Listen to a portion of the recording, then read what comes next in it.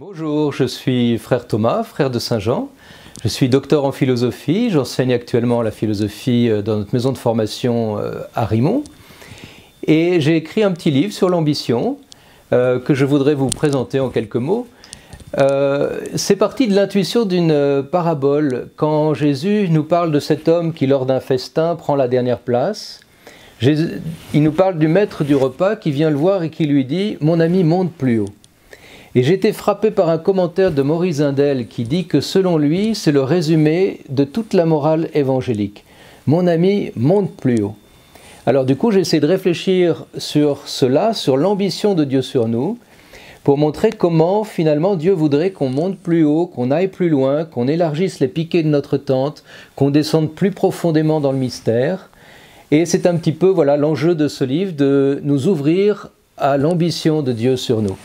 Alors il y a trois parties. Dans une première partie, j'ai essayé de réfléchir sur la bonne et la mauvaise ambition, parce qu'évidemment l'ambition est connotée négativement, généralement, alors que c'est une passion tonique, c'est une passion qui donne beaucoup d'énergie. Est-il possible de réhabiliter l'ambition? Est-ce que l'ambition a quelque chose à voir avec l'esprit d'enfance? Vous savez que les enfants, ils veulent toujours être grands.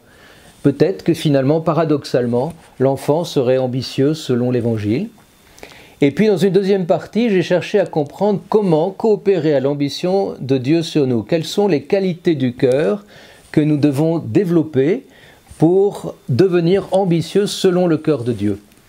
Et puis dans la troisième partie, eh bien, j'essaie de reprendre le Notre Père. Vous savez que dans le Notre Père, il y a 7 demandes. Et je me suis demandé s'il serait possible de voir ici comme les 7 grandes ambitions de Dieu sur nous.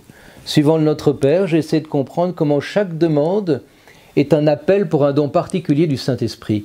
Parce qu'au fond, l'ambition de Dieu sur nous, c'est que nous vivions du Saint-Esprit. Alors peut-être qu'il y a 7 manières de vivre du Saint-Esprit et que par la prière, nous demandons au Seigneur de venir réaliser son ambition en nous. Voilà, je vous souhaite une bonne lecture et que le Seigneur vous bénisse à l'occasion de cette lecture.